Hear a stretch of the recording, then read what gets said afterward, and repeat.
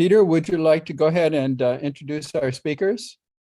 I'd be very happy to do that, Alan. It's a very great pleasure for me to do that this evening. This is, as you all realize, this is the second in our series of Emeriti lectures. Last week, we looked at the war between Ukraine and Russia with political scientist Bronislaw Slonchev. That was a very lively, intense experience. Those of you who were able to come to that. And if you weren't able to it's on our program's website. You can watch a tape of it. And so as our plan was this fall to move to other important places in the world, tonight we're going to look at India. Next week, we're going to look at China with Susan Shirk's new book. And so that's our plan. Our campus has people who study these important spots in the world. So tonight, I'm excited to call your attention to our what we're doing in India, because the campus is doing new things for the study of India. It's creating a center for the study of 21st century India to match the 21st century China program that we have. And this 21st century India program is going to be within our School of Global Policy and Strategy, and it's appointing a new director. And so tonight we have somebody speaking with us who's going to explain what that program is all about and how it's being developed. So with that, we're going to have programs on Japan, Mexico, global transformation, climate development, and all these important policy issues. And so it's very exciting for me to be able to let you know something about what's going on in this realm. The area is important, and the fact that our campus has so much to contribute to it. So what I did to enable you to learn something about this, I asked two people to be with us tonight. The first is a member of our economics department, Professor of Economics Prashant Bharadwaj, who's going to talk to us about this 21st century India project, to let us what's being known, to let us know about the new appointment that's taking place to the person who's going to direct this. Prashant is a University of Chicago graduate, and then he got a PhD in economics from Yale. His specialty is economics of health, labor, and development, and with many publications on things like nutrition, birth weight, and the consequences of that has for development in places like very noted journals like the American Economics Review. So that's the first part of our two-part program tonight. Is going to be Prashant is going to talk about the 21st century India project and to some extent about his own work. And then to talk about the politics of India itself, contemporary Indian politics, I invited a professor of our political science department, Gareth Nellis, to share his views with us. Gareth has degrees from Cambridge University in the UK and the University of London, and he has a PhD in political science from Yale. He's been writing on migrants, electoral politics in developing countries, and the role of parties in ethnic violence. His book, Information, Accountability, and Cumulative Learning, was published by Cambridge University Press, and he has papers in the American Political Science Review and other important places. Because of my own mistakes in timing and things like that, I put Gareth in a conflict situation where he had to do both this and teach his class. So he is doing the responsible thing right now of actually teaching his class. And first we're going to talk to Prashant, and then when that's done, Gareth is going to take a break from teaching his class and talking to us for a little while about his ideas on challenges facing India in the 21st century. So what I'm going to do then is now I'm going to share the microphone with Prashant, who will talk to us about the 21st century India project and his own research. So Prashant, gives me a great pleasure to turn the program over to you, and you see how to do that. Please go ahead. Great, thank you. Can folks hear me just fine? I can hear you just fine. Everybody else as well, I think, too. Yes. Great, thank you, Peter, for having me here today. When I left graduate school, one of my advisors, who was a labor economist, was trying to decide between whether to go to UCSD or another place. And I was having a hard time deciding, and he gave me a great piece of advice. He said, choose a university where you'll be the dumbest person in the room. And I think that has largely been true. And I'm very happy to be joined by so many of you and constantly be challenged at UCSD by my extremely smart colleagues. And so actually today's talk is going to be less about my work. In fact, I'm happy to talk about my work if people ask, but what I hope to do in sort of response to what Peter asked me to do is give you an overview of the 21st Century India program, 21st Century India Center at UCSD, and talk a little bit about what a lot of my colleagues in the social sciences, at least, are doing when it comes to India. So I'm very happy to talk about other people's work, almost more energized by that than boring you with my own work. I also want to say that I'm not an official representative of the 21st Century India program. So anything I say about what the mission of that program or center is sort of what I think the mission is. It need not necessarily reflect what the center or the center's future director thinks the mission is, but I imagine there is significant alignment in sort of how we think. So you're going to hear a couple of talks today on India, and I don't need to perhaps motivate this too long, but when we think about why India, why does UCSD care about India? Why do we, sitting in Southern California or wherever we are right now in the US, why might we care about studying India? I think at a very basic level, I think the motivation for this comes from the fact that India houses about 1/5 of the world's population. So if we care about people, at least as social scientists, we're supposed to be studying human beings. It's a pretty important place to study humans.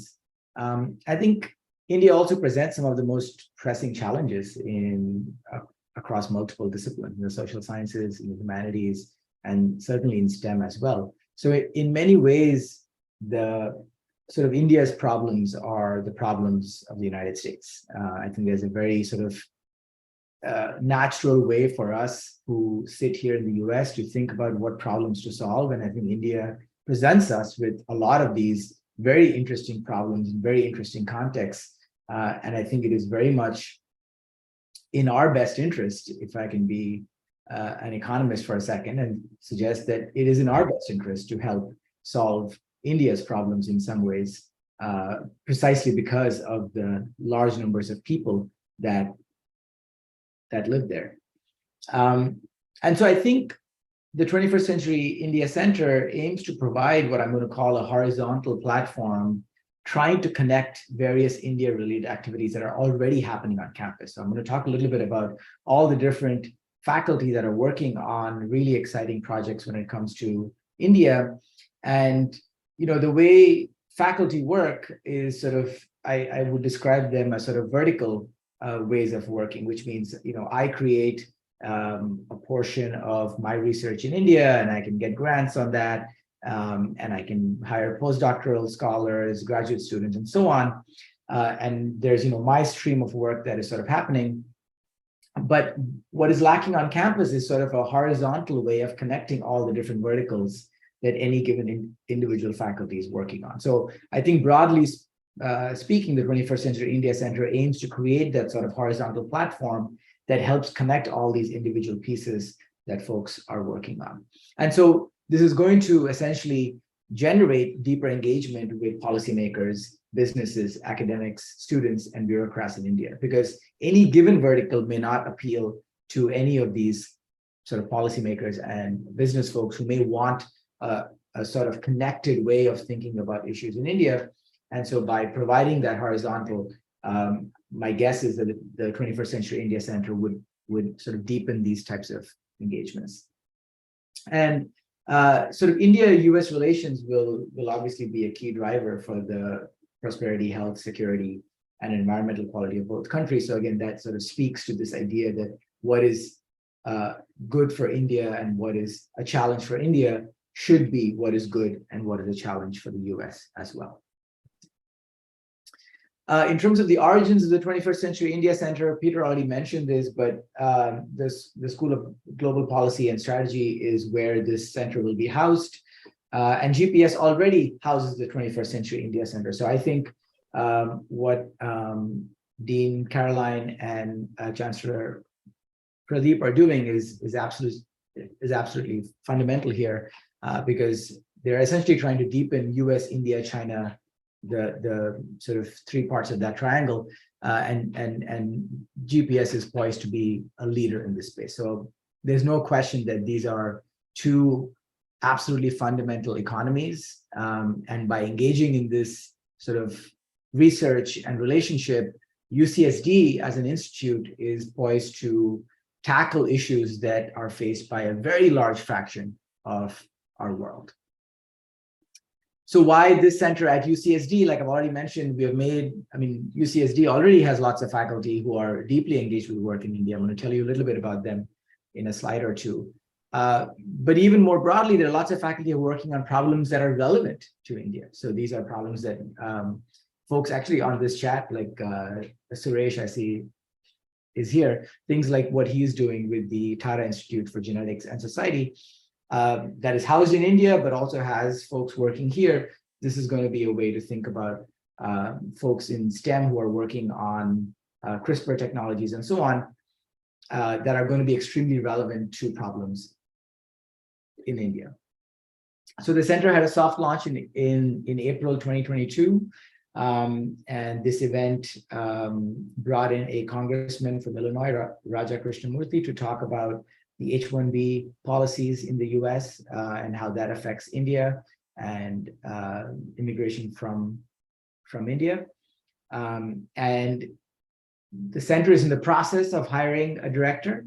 We're very close. I wish the director had been announced formally by the university by the time this talk comes around. So you would have met the director of the center instead of me. But he's an absolutely fantastic scholar and studies firms in India. So I believe the ink is still drying on that paperwork. So I'm not going to get ahead of Pradeep and Caroline in terms of announcing who this person is going to be. But he's a very exciting scholar who does a lot of work in India and has helped raise millions of dollars for business initiatives in India. So I think that's going to be super exciting. And he was here on campus last week to have a round of discussions with many of us. And sort of my main takeaway from some of those discussions was, what is the key mission of this enterprise? Is essentially not getting in the position of sitting in San Diego and telling people in India what to do. That never is a good idea. But actually engaging with folks there to understand what are the issues that people are facing, and actually really thinking about this sort of missing market of how our expertise can actually help people in India make those decisions. So it's not about, sort of folks who are outside coming in telling others how to do their jobs, but really engaging with them on the ground in India to make these sort of decisions jointly. Okay, so to give some of you an overview, again, some of you may know folks on this list. And again, this is not an exhaustive list by no means. I largely put on this page folks that I know, folks whose work I'm familiar with. And if you have questions about what these people are doing, I'm more than happy to take a stab at trying to say what they do. So in terms of economics, in the economics faculty, we have Paul Niehaus. Paul is a global expert when it comes to thinking about cash transfers. He's the co-founder of the charitable organization Give Directly, which some of you might be familiar with. He was named one of the top global thinkers by foreign policy in 2016, 2017, I believe. He's won an award from the Sloan Foundation for his work. He does a lot of work along with Karthik, who I'll talk about more, on building state capacity in India. The key pieces of what Paul and Karthik do in India, and Karthik is an expert on education and state capacity in India, the key elements of their work I would describe as sort of doing randomized experiments, which is very common in development economics, but doing them at scale, which means not doing them at a level where then there are questions about external validity, but actually doing it with the organizations that will eventually implement these policies. So that's a big distinction in sort of what they do as opposed to what a lot of other sort of randomized control trials in development economics look like. And by scale, what they talk about is essentially doing these randomized controlled trials to understand problems of state capacity at a representative level. So when they talk about doing a trial, it would involve millions of people in a representative sample. So a good example of this work is them trying to understand the impacts of having biometric identification. So this is a big push that the Indian government did across various states at different points in time. Some states were early adopters of biometric identification. And the main goal of biometric identification is to, one of the main goals, I should say, was to essentially reduce corruption in the form of, and sort of ensuring that large welfare programs, the beneficiaries of large welfare programs actually receive their benefits. So when you think about a large place like India, you would have issues of how funds are being transferred from the center or from the state to different, through different sort of layers of the bureaucratic machinery and eventually in the hands of the beneficiary. Biometric identification hopes to overcome a lot of these sort of layers by making precise who is the intended beneficiary and whether they receive it or not. So this is just one example of the kinds of issues that they study, and they have really important work in this space, both in the state of Telangana, in the state of Jharkhand, in the state of Odisha as well. Then there's me. I study a lot of issues on gender health, and one of my pet projects is actually on the economic history of colonial India, some things that I've been working on for a long time since actually my undergraduate at the University of Chicago. I'm happy to talk about my work more if there's time. Peter, can you tell me when Gareth is supposed to start speaking? Yeah, Gareth is with us. So okay, great. So I'll take 2 more minutes and then wrap this up. Take 2 more minutes, then we can move to Gareth, and then we can come back to you afterwards. That's right. Great. Awesome. So we have Tibrat Garg, Gaurav Khanna. Tibrat works on environmental economics, and Gaurav works on migration and education. We have Saiba in anthropology. She has a fantastic book on Kashmir. She's a medical anthropologist trying to study the formation of the state and how the state provides mental health at a time when there's a lot of crises in the Kashmir area. Aftab Jassal studies religion in Uttarakhand. Lily Rani is a fantastic person in communication, studying entrepreneurship and data in India, and of course in political sciences, Gareth, and you're going to hear from him in 1 second. I'm going to talk about expertise in STEM, that was social sciences. I don't need to speak too much about this, and I assume many of you are already familiar, but the main piece here would be the Tata Institute for Genetics and Society. And one of you, I believe Suresh is here, and Suresh oversees research in India and at UCSD and is the global director of TICS. The Tata shareholders, again, are folks who are doing work not necessarily situated in India, but doing work that would be relevant to the India project. Anita Raj does a lot of work on public health in India, focusing on gender equity. And of course, we also have Ramanathan, who does amazing, one of the leaders in the area of climate change, and his project in India would be Project Surya, focusing on cook stoves. So this is maybe the sort of 10,000 foot view on what's happening in India, a very brief glimpse. I'm more than happy to talk about details of various little centers and programs that we have, but I should make time for Gareth at this point. Thanks very much, Prashant. I really appreciate it. So Gareth, I think we're going to turn the mic over to you. I already introduced you and gave your background, your educational background, and the stuff that you do here. And I think that in the interest of time, why don't we just plunge right in? The screen is yours, and you can take it over and put your slides on and take it away, as they say on the Tonight Show, or used to say on the Tonight Show. So go ahead, Gareth. It's my pleasure to have you talk to us. Thanks, Peter. Nice to see everyone, if only virtually. So Peter had asked me to give a kind of a tour of the horizon of sort of, the landscape of Indian politics, thinking about 21st century challenges, but also delving in just a little bit into their origins. So I'll give a kind of 25-minute talk now to introduce some of the key themes. So just to place India in some context, and sorry if I'm repeating anything that Prashant said, but obviously this is a very kind of populous country, the second largest in the world, about around 1.4 billion people today. It's linguistically extremely diverse. Kind of one of the striking facts is a place where 30 languages are spoken by more than 5 million people. It has a colonial history kind of going back to 1757, when the sort of the East India Company from Britain sort of began to assume control over parts of India. It's sort of by 1857, the East India Company have sovereignty over most of what is now India and Pakistan and Bangladesh. But there's a major rebellion by troops there, which leads to the handing over of control to the British Crown in 1858.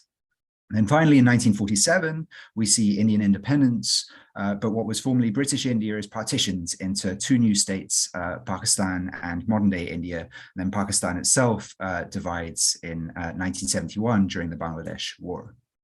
So this is one of these kind of cool population plots just to show the kind of the sheer demographic weight of South Asia as a whole in the world. So scaling the world map by population size, you just see the kind of enormity of India in contributing to the global population, making this kind of just a crucial place to be studying in and of itself.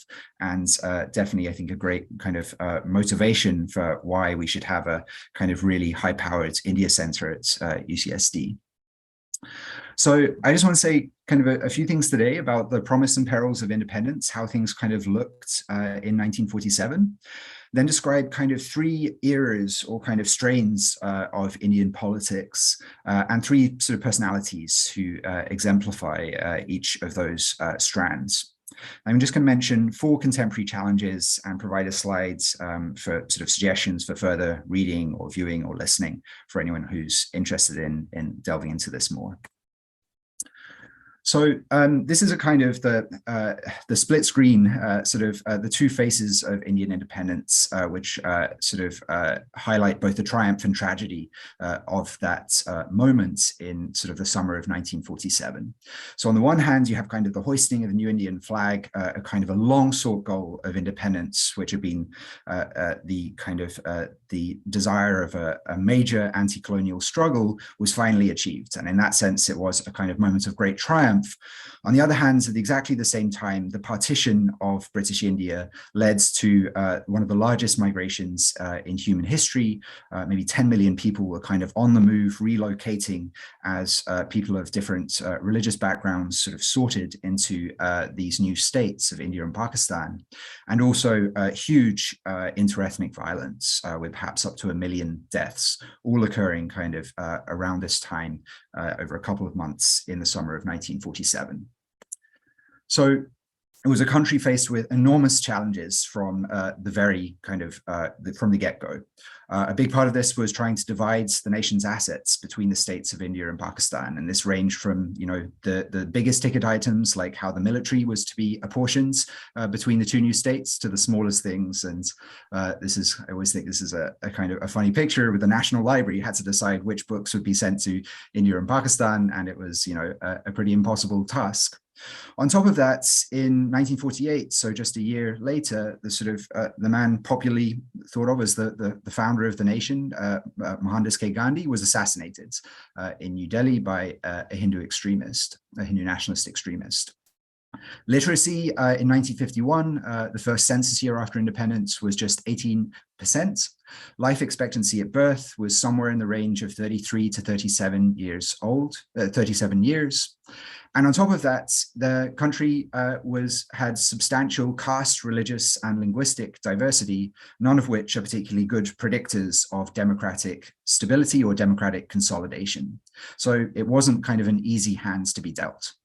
A new constitution had to be written, and that task was completed in 1950, and plans had to be kind of formulated for holding what would become the largest democratic election in human history, which would eventually happen at the end of 1951, stretching into 1952.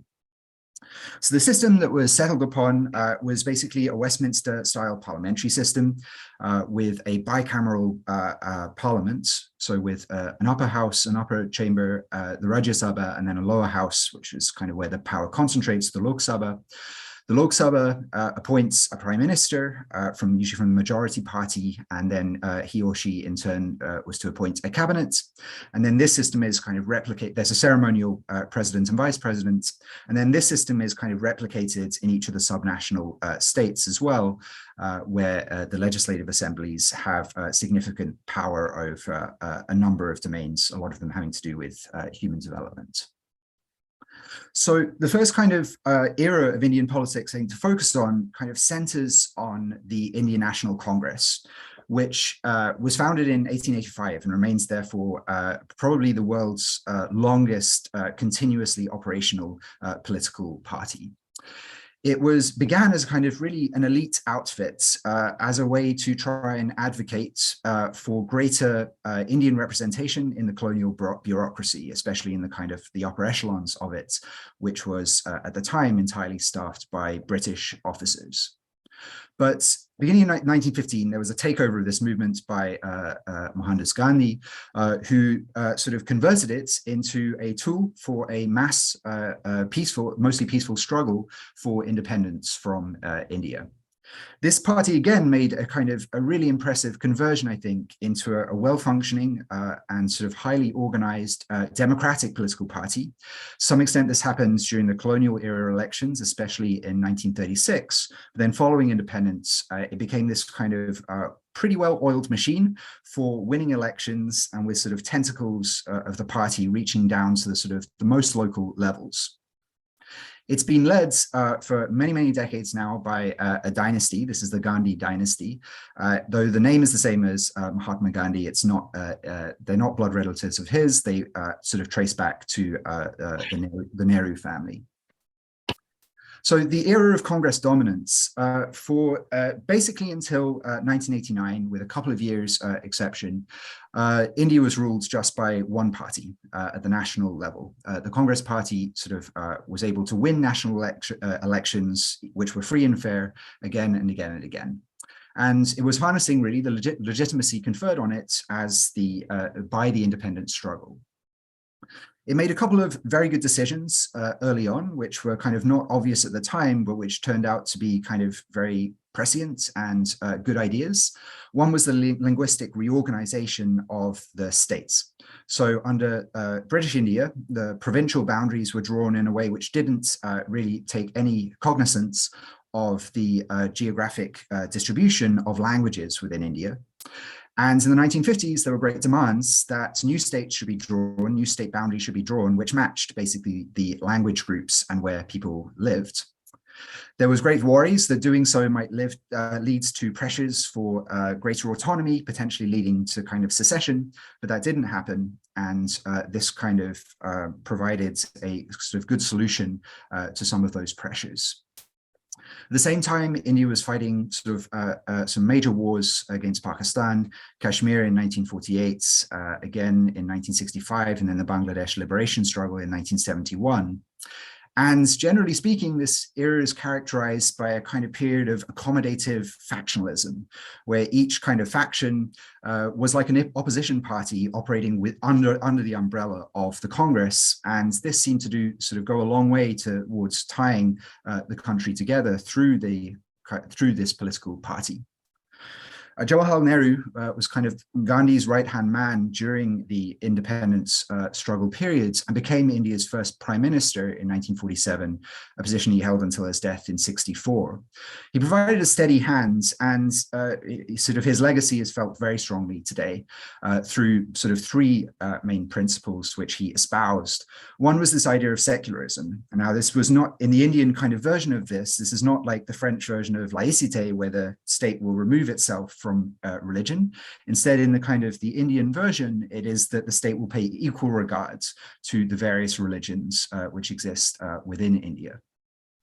The second thing that Nehru kind of stood behind was this kind of light form of socialism, so a mixed economy with a significant role for the states in what was called kind of the commanding heights of the economy. So big industries, things are seen as essential for development and national security. So it's a famous picture of Nehru standing by dams, which he was very enamored of, and which he described as the temples of modern India.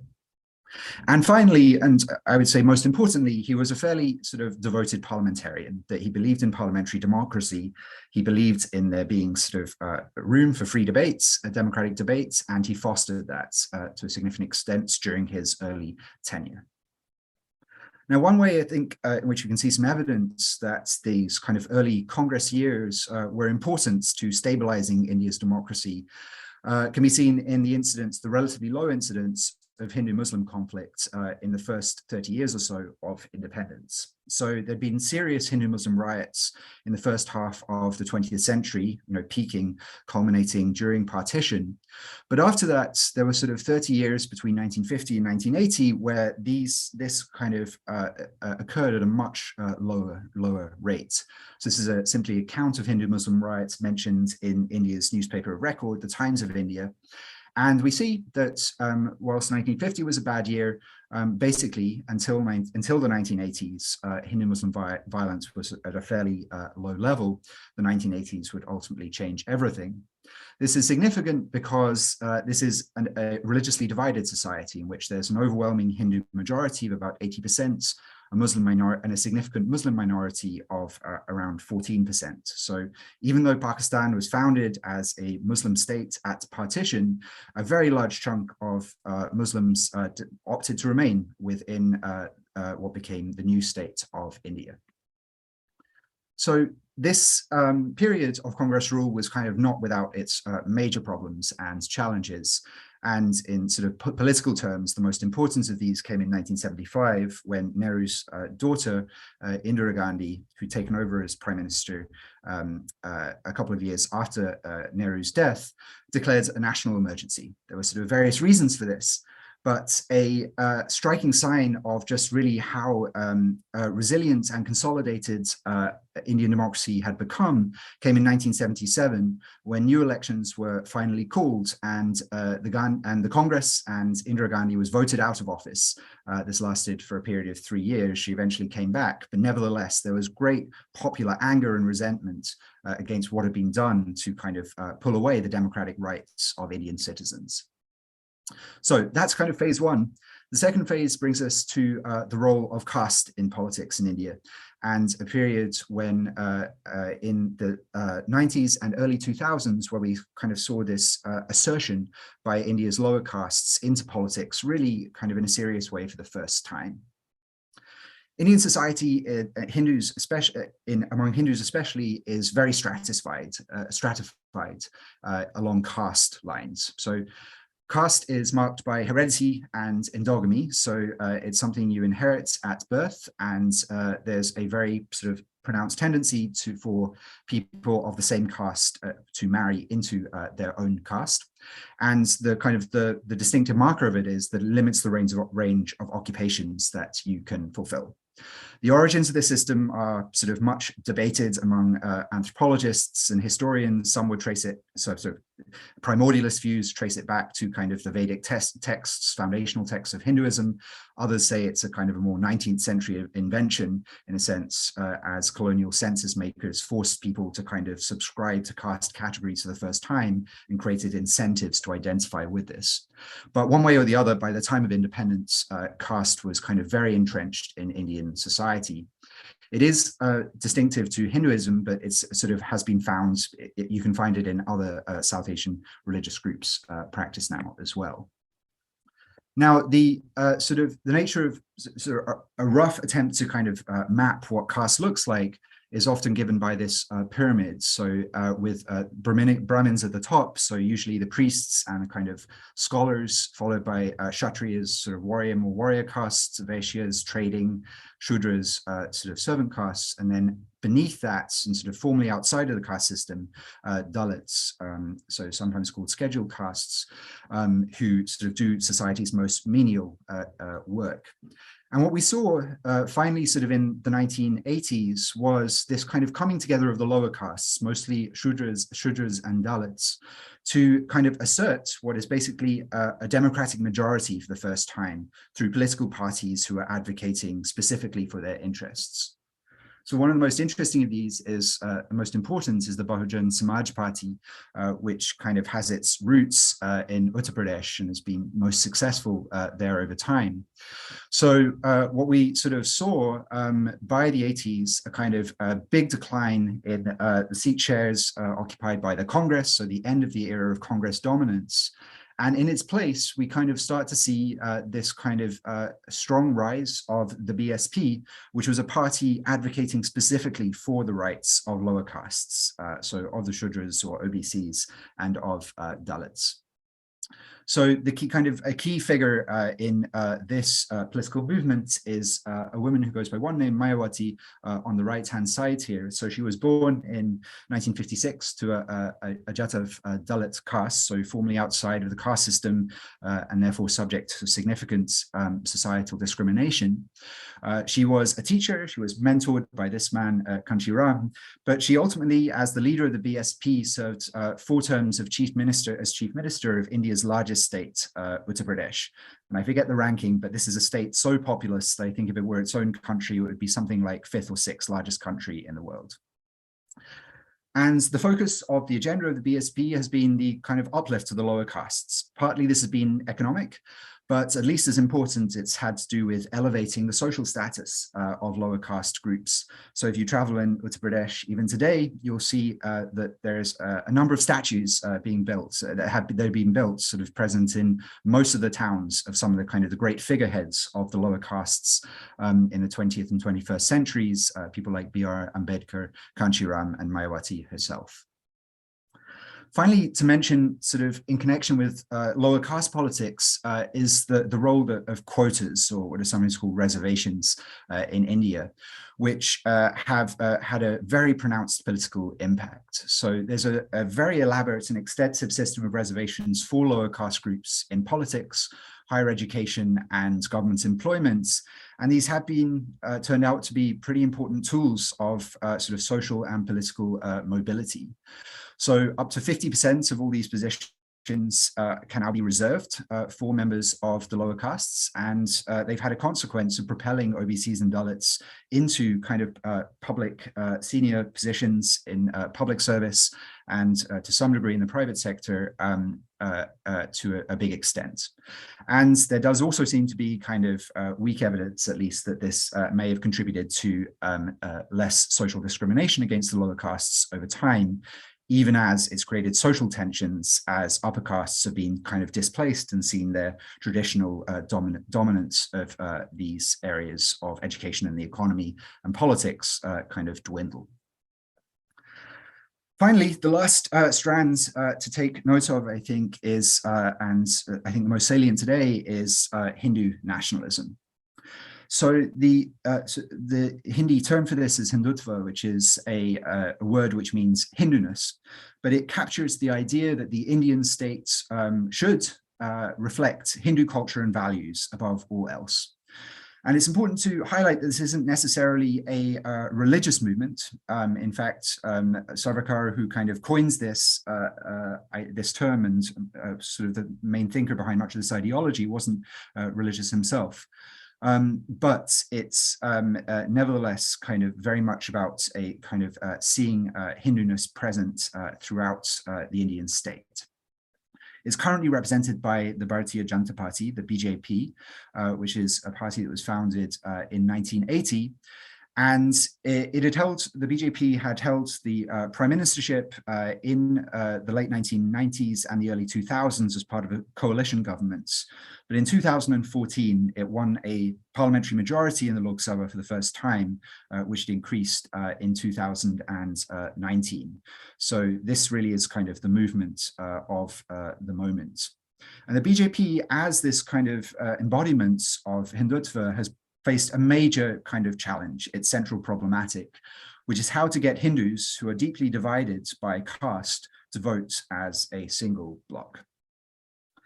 A big strategy which is employed to achieving this goal has been to try and activate kind of really the Hindu-Muslim divide that exists in Indian society. A key episode has to do with this place, the Babri Masjid. So this no longer exists, but it's a mosque in Ayodhya in eastern Uttar Pradesh, which was believed to be the which is believed by Hindus to be the location of Lord Ram's birth, so an important sort of deity in the Hindu pantheon. There was a great movement, a very sort of national movement launched by the BJP and its kind of affiliated organizations in the 1980s to construct a temple on the site of this mosque. So setting the stage for a kind of a big conflict over this disputed space. This kind of peaked in December 1992 when vigilantes demolished the mosque and in doing so set off a wave of Hindu-Muslim riots across the country, which claimed thousands of lives. And this remains a sort of point of contention to this day, and is sort of has been relitigated several times through the courts as well. This brings us to kind of the major figure, I think, of Hindu nationalism, which is Narendra Modi, who is the current Prime Minister of India. So he is a very unique figure, I think, in Indian politics and in sort of the BJP Hindu nationalist political history for a number of reasons. In one sense, he's a very traditional BJP politician, insofar as he rose up through the ranks of the BJP's parent organization, the Rashtriya Swayamsevak Sangh, which has existed since 1925. And he was a kind of a devoted volunteer to this organization in his youth and in his kind of early adulthood. But unlike other BJP kind of senior leaders, he belongs to the lower caste. So he's of a Mali Jati, and his sort of in the famous sort of stories about him, he grew up selling tea, a chaiwala. So at tea stands, you'll see across India, he was one of the kind of I think his dad ran it, and he was sort of serving tea there. And so seen as being a kind of a common man, a common person, almost unlike any former BJP leader had been. But on top of that, he also has this considerable appeal to India's sort of fast-growing and very aspirational middle class. And this comes from his period as chief minister of the state of Gujarat, which is one of India's kind of more developed states, richer states, and he presided as chief minister over a period of sort of relatively high economic growth there. And he was seen as being sort of incorruptible and a kind of a strong economic manager. And so this combination of qualities kind of meant that the BJP was able to sort of solve many of its major image problems, especially with lower castes, and as well as kind of enhancing its credibility and its ability to govern sort of India in an economically sound way. But he also kind of tied back to this history of Hindu sort of Muslim, anti-Muslim mobilization, in as much as he'd overseen a set of major Hindu-Muslim riots as chief minister in 2002 while leading Gujarat. So he was elected prime minister in 2014 and again in 2019, and remains highly popular to this day. So finally, what are sort of should we think of maybe as some of India's major challenges currently? One is definitely sustaining its democracy. So this is sort of 75 years since India's independence, since it became a sort of a democratic state, and has often been seen as a democratic miracle in some ways. Given the hand it was dealt, it's unusual and remarkable and very impressive that sort of free and fair elections have basically continued to be held on regular cycles ever since that time. However, not all is kind of rosy. So in 2020, two of the major kind of ratings agencies, if you like, for democracy in the world sort of gave a black mark to India. So by VDEM, it was rated as an electoral autocracy for the first time. It was downgraded from being considered a free to a partly free country by Freedom House. And these kind of changes reflect real and sort of downward trends. There's been a hollowing out and a kind of weaponization of key oversights and sort of checks and balances institutions by the BJP, including the once very highly regarded Election Commission of India and institutions like the Criminal Bureau of Investigation, which are increasingly kind of directed towards investigating opposition politicians, so as a kind of political weapon. There have been increasing attacks on journalists and on activists who are sort of try to bring right to information requests against the government. There are major problems having to do with the financing of political parties, and elections are extremely expensive affairs in India, given the sort of stakes involved, both for individual candidates and for parties. But sort of at the same time, there is a vibrant sort of tradition in India of popular protest. And we have seen this in the last couple of years, as there have been sort of major nationwide protests by farmers and by groups protesting against the incursions on minority rights. That brings to the second challenge, which is how to continue to foster minority inclusion in India when confronted with some major threats to it. So Muslims are increasingly politically marginalized and have been since, at least since 2014, and increasingly socially excluded. So this has manifested itself in an uptick in anti-Muslim riots, which is a phenomenon which sort of for a while thought had sort of retreated as a major issue in India. There have more recently been sort of targeted demolitions of Muslim informal settlements, and politics surrounding cows has also been a major sort of source of violence against Muslims in parts of northern and western India. There have been attempts by the government to sort of use legislative strategies to disenfranchise what sort of de facto or de jure Muslim voters. And there is a kind of reality, which is that many Muslim citizens now feel that they're second-class citizens in India at the moment. A third challenge is how to kind of advance the economy, given that the country has, so Prashant mentioned much of Karthik's work on expanding state capacity, but India has a very overstretched bureaucracy and very low state capacity in general, even by sort of comparative standards of countries at a similar sort of level of development. Just one example of this is its judiciary. There's currently a sort of case backlog of around 40 million cases. So that's an absolutely overwhelming kind of amount to get through. And anytime you're kind of dealing with the law in India, it becomes this kind of Dickensian situation where it can take sort of decades to get sort of appear at your sort of day in court and get a case resolved. Unemployment is high, and sort of opportunities for sort of good, stable jobs in sort of industry are few and far between. Women's labor force participation is low, and there sort of has not been sort of following especially encouraging paths. There have been kind of major policy missteps taken with regards to the economy, one of them being demonetization in 2016. So an attempt to replace all the bank notes to try and flush out sort of problems of what's called black money, which didn't really achieve that in any way, shape or form, but did exacerbate poverty to a significant extent in the short term. India was very hard hit by COVID-19, both in terms of the number of sort of deaths, big debates over how many excess deaths, but perhaps 3.2 million, and major challenges facing internal migrants as they sought to return to their villages as sort of various lockdowns took hold. So growth is kind of picking up again, although from a pretty low baseline.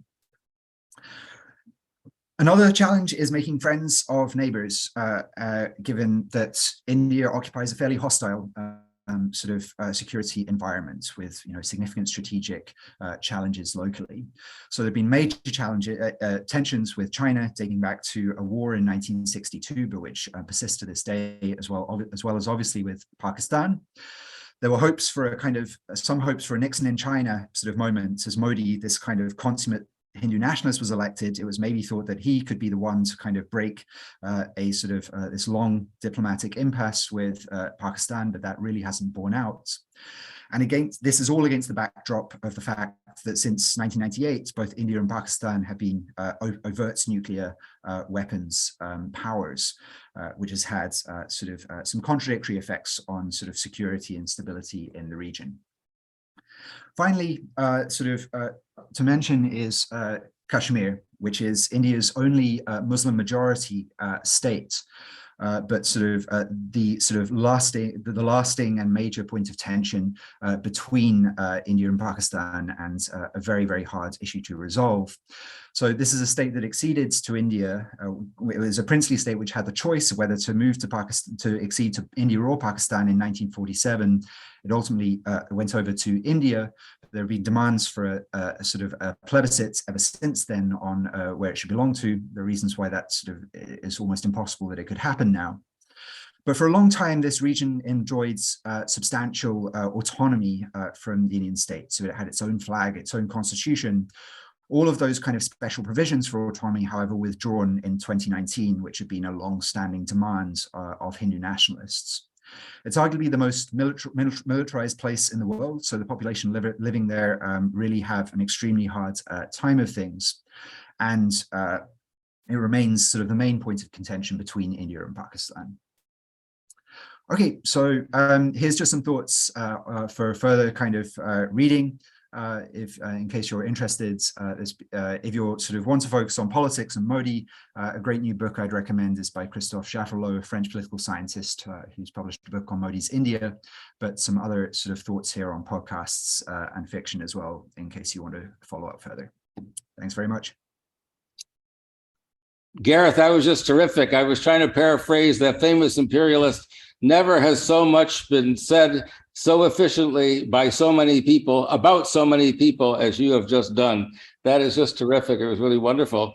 So we have some time for questions. You've let that happen, and actually you really went straight at the some of the questions that I had, which is what are the danger points that you know, what can knock Modi off course? He seems to be, you know, one of the amazing things about some of the great authoritarian leaders around the world is that it's hard to see things that can knock them off the directions that they're going in. And so I wonder if the case of Modi, what could knock him off the track that he's on? I should let Prashant to chip in as well, but my yeah. own. So I think we should open it up, and you know, there are also some. I looked at the chat at the guest list, and there are other people who know things about India. So if you know what I recommend that you do, if you have questions as well, please use the commands. If you've got your screen, use the raise hand command, because otherwise it's impossible to see you. There are too many people. And it'd be impossible for me. I'm going to have to manage this for them. It's impossible for me to know who's raising their hand. So if you please look that up under reactions, you all know how to do that. You go to reactions, you see the raise hand command, and do that. Otherwise, I will focus on Prashant and Gareth. But Gareth, what could knock him off course? And Prashant, please feel free to join in with your own questions, comments, and observations. What could knock him off course? What are his danger signs? So my own view is that there isn't much that could knock Modi off course. I think maybe the right question to ask is what could knock the BJP off course, and that would be not having Modi.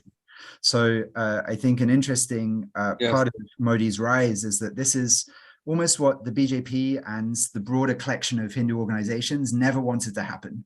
They never wanted to be reliant on a single charismatic leader to kind of carry the kind of the flag and to sort of be the sort of solo electoral force behind Hindu nationalism.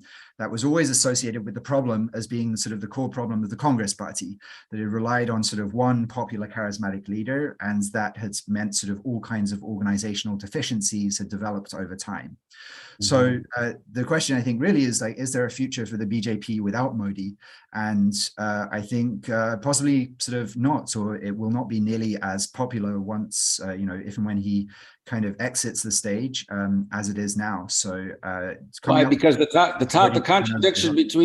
contradictions between the top and the bottom will be too great. Without Modi, only Modi can overcome this contradiction. Only Modi, by being a lower class guy at the top of this elitist thing. Is that why? Why can it not survive without Modi? Yeah, sort of two internal contradictions of Hindu nationalism. Like one is that it represents kind of relatively rich kind of upper castes, and the other is that it represents a kind of Hindu nationalist ideology, whereas Hinduism is really kind of divided into these multiple kind of subgroups. So he solves a lot of kind of problems, but I can't think of anyone else kind of quite like him who could do it nearly to the same extent. Mm-hmm. I tend to agree with Gareth's assessment. I'll just, given my economist training, I'll just point out that when Modi brought in demonetization, which was a big episode where certain very popular currency notes were no longer used, and the claim was this is going to reduce corruption, caused significant pain, significant economic pain to lots of people. Despite that, his popularity was unshaken, and it was viewed as a sacrifice for the country to undertake that kind of economic pain.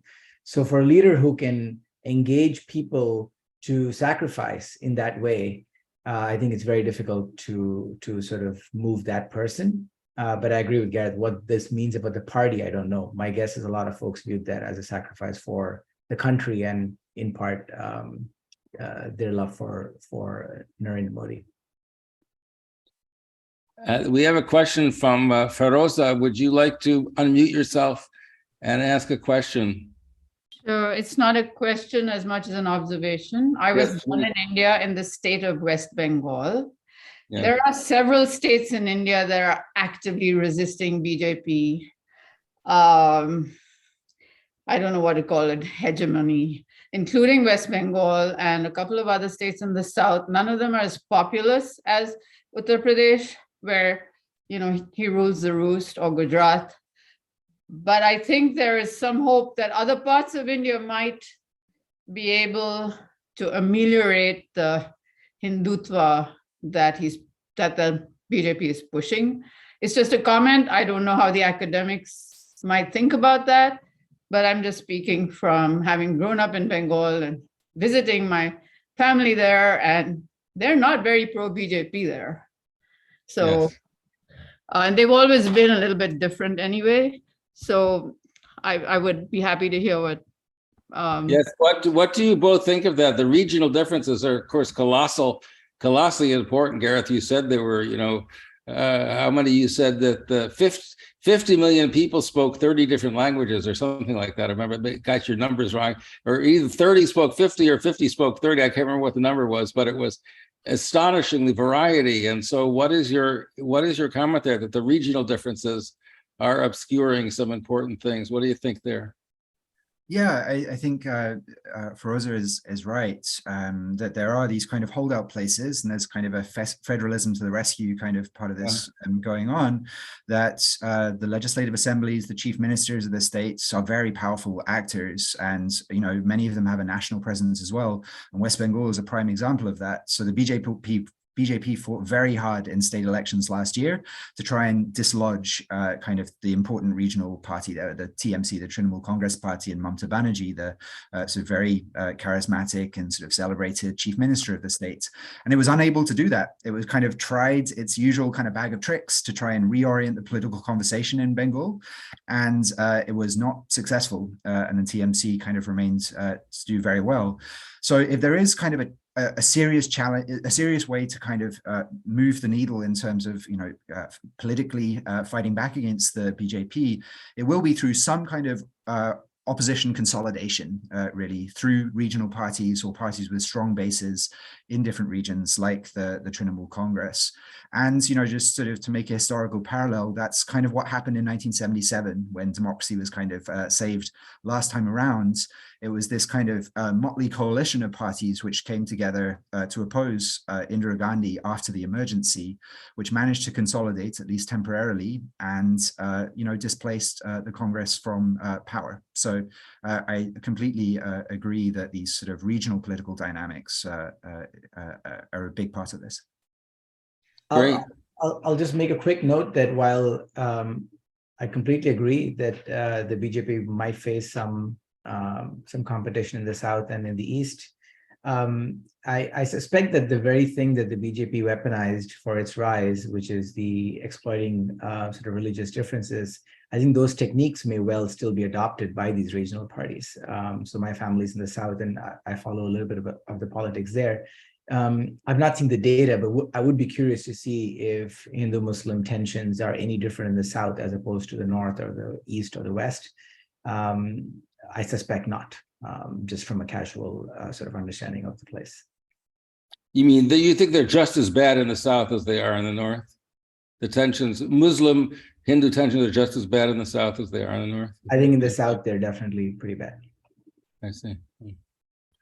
Mr. Rose, I think you have a question. Is that correct? Yes. And then I see Fran Shepard.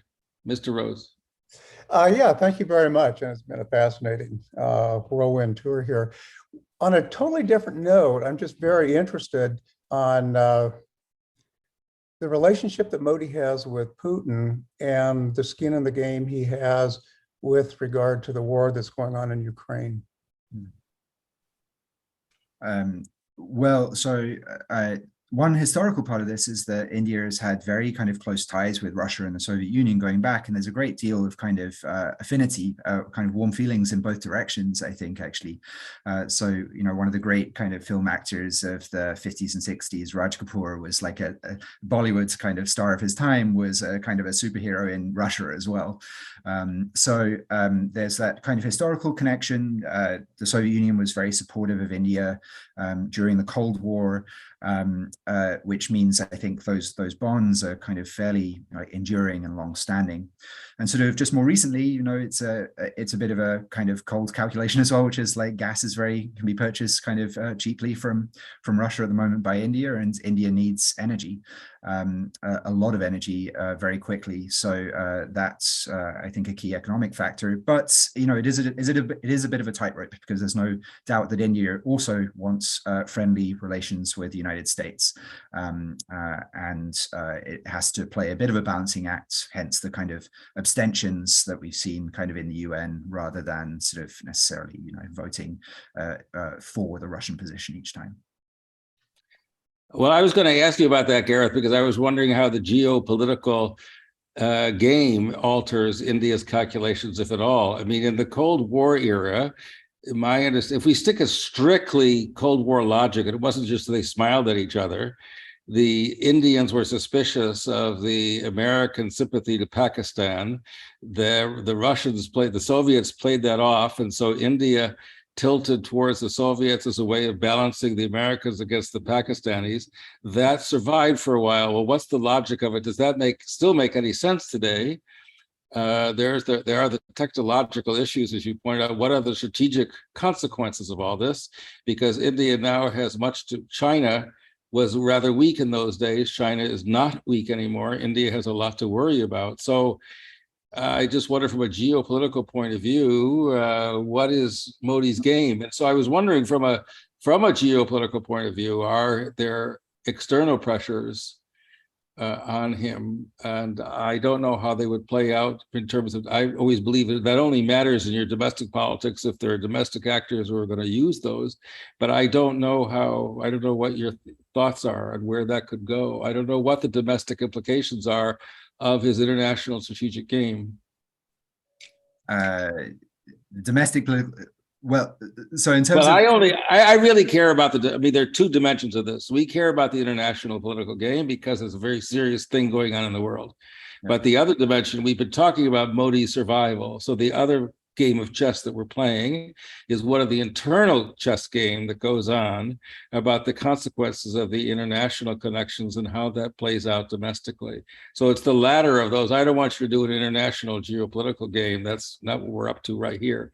I would like you to do a domestic chess game. What are the implications of his domestic strategies for what's going on internationally, strategically? Yeah, so, you know, broadly speaking, countering Pakistan and China is a very popular thing to do. Yeah. and much like, you know, a huge axis of foreign policy is really all about that in one way or another. Those are kind of really, you know, the two major enemies of India. But, you know, I think another thing to think about is that Nehru, sort of back in the 50s, was, you know, part of this non-aligned movement, right? This idea that it would try and tread a middle path between the two superpowers at that time. And to some extent, that sort of tradition like persists today, that Modi can kind of have it both ways.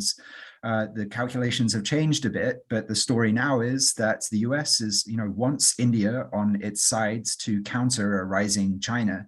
So Modi has leverage, and he kind of can sort of have his cake and eat it too, I think, in the geopolitics at the moment. And yeah, that foreign policy position is broadly popular.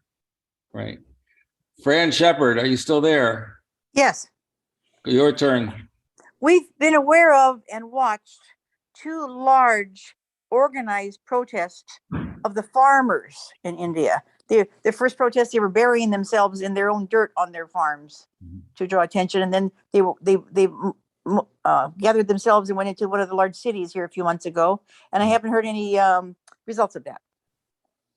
They were basically successful. The farm laws were repealed by Modi, basically as a response to the farmers' protests. So, you know, as I mentioned on that sort of slide, one cause for, I think, some optimism maybe about sort of Indian democracy at the moment is that this culture of kind of protest still exists, and you know, still is consequential. It's taken heed of by India's politicians. Prashant, do you have anything to add? I think that's right. You didn't hear much about it because they were repealed. Yeah. Oh, Do we have other questions? We have a couple of moments. I don't see any other hands up. You know, it's funny, Prashant, because my one trip to India, we happened to arrive within a few days of that currency reform. As I came as a tourist, and that currency reform, you know, when he withdrew the 500. When he withdrew the 500 note, the 500, and as a tourist, I tell you, it was a disaster. I mean, whatever it was for the people, because it's something you could not convert your money into anything. And so your tour guide spent a good part of his time helping the tourists that he was supervising, trying to get cash. It was a very strange moment, but it was exactly what you were talking about, that as we kept reading the English language papers, they kept talking about it, that nonetheless, though everybody was complaining, it didn't affect his popularity. No. At all. He everybody was discussing, oh my God, how could he have done this? What a foolish thing to have done. And yet it extraordinarily survived. His popularity sailed right through that. Yeah, I think one reason we didn't hear more about it over here was like it happened on the day of the 2016 US election. That's right. So it was one of the most devastating kind of, you know, the policies for increasing poverty globally at that time just didn't receive much press because of that coincidence. Gareth, what do you worry about the most as the dangers to Indian democracy as you watch the pressures of Modi's behavior on the stability, the survival? I mean, as we look around the world, we see a lot of places where people are putting pressures on the institutions. What worries you the most? What's your alarm bell that you watch? I think the undermining of the election commission is a huge deal that you could easily see quickly a slide into, you know, some form of, you know, sham rigged elections.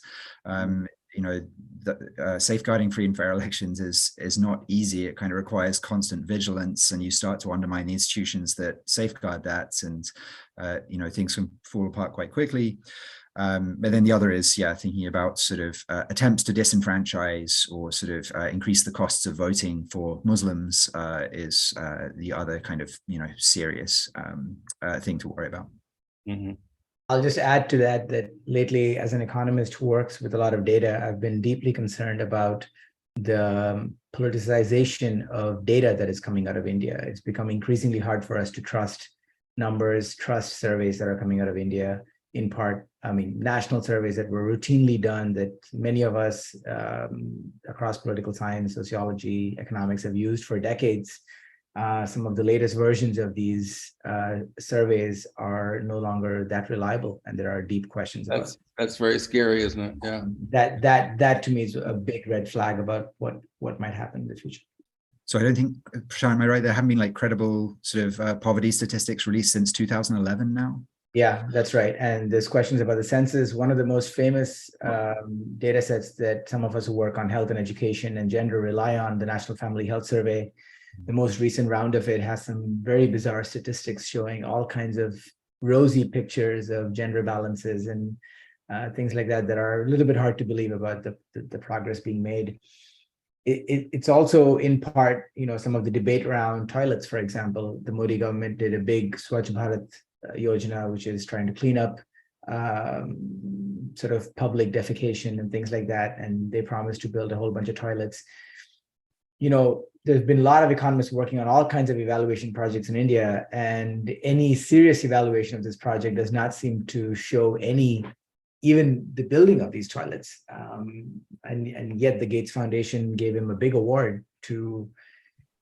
a big award for this very project, while the Gates Foundation promotes a lot of sort of evaluation as well. I mean, this is in part a dance of trying to figure out, for a lot of NGOs and for organizations, how to stay and work in India while dealing with some of the difficulties that come with the regime. I mean, the restrictions that come with NGOs and funding of NGOs in India now is a big issue as well. So I think there are, lots of these kinds of issues that I think are some of us are keeping an eye on. I remember when you all remember when Rajan left the central bank. And I remember he talked about how he felt the independence. Wasn't he the head of the central bank for a while? Then he was. And then Raghu Rajan, and then he said that the independence of the central bank was being threatened. And so. Okay, Mr. Rose, did you have another question? Your hand is up, and I can't tell whether that's cut from the last one or whether you had another question you want to ask. Oh, I actually did have another question, and Yeah, that is, it's commonly been in the news, and it's certainly my opinion that there's a huge number of folks from India that are here on visas related to technology and high-paying technology jobs, in addition to the outsourcing of a lot of help desks and that sort of thing overseas. Is that an important part of the Indian economy? And has that, I'll just stop there. Is that an important part of the Indian economy? I would for sure. So is the question one where high-skilled tech jobs in India, is that a big part of the Indian economy, as opposed to maybe some of the slightly lower skilled tech jobs, which are mainly done through the outsourcing of US-based jobs? Am I understanding your question correctly? Well, the question is, there's a lot of people here in the US from India on tech-related visas, high-paying jobs, in addition to the outsourcing of a lot of apparent high-tech tech functions in India provided to the United States and Europe and whatnot. Has that tech revolution on both aspects been an important part of the Indian economy? Without a doubt. Actually, one of our economists at the School of Global Policy and Strategy, GPS, Gaurav Khanna, works precisely on this type of issue. And I can give you a hint, since we are running out of time, I can give you a hint of why this question is actually a very deep economic question. So the question is, are Indian citizens who work in the US, how are they contributing, or how are they a factor of the Indian economy back home? Like that's kind of the broad question. And that's a super interesting question. And I can give you a hint for this by saying that the educational system in India is essentially what brought in these folks to the US. So some of the top— I'm going to interrupt you for 1 second to let Gareth go, because he has to teach class. Gareth, thank you very, very much. Take care. You log off and we'll keep going, okay? Thanks very much, Gareth. Bye-bye. Gareth, thanks. It was a great presentation. Thank you very much. Okay, so we're going to keep going. So Prashant, you can continue to answer that question. Unfortunately, I believe this runs until 5, so I do have to go in a few minutes. My dogs are going to come back from their daycare, and they're going to cause a lot of riot with my cat. Right. I have my constraints, but so the Indian educational system that focuses a lot on STEM essentially brought about a sort of class of folks who ended up taking advantage of the needs of the technology companies in the US And this has had downstream impacts on what happens in India. In part, this has been through the proliferation of universities that have now shown, more universities are competing for students and sort of expanded the set of folks who are STEM trained, who are computer engineer trained. This has also led to folks going back and setting up entrepreneurship in India. And so there's lots of linkages through which high-tech, sort of high-skilled tech workers in India have impacted the Indian economy. So that's kind of the broad hint, but there's lots of deep thinking over here. Well, Prashant and Gareth, thank you both very much. It was an excellent presentation, a great introduction to the program, and a good reinforcement for why we very badly need the India 21st Century program here at UCSD. And thanks to the two of you for kicking it off. And we hope to have more of this. Thank you.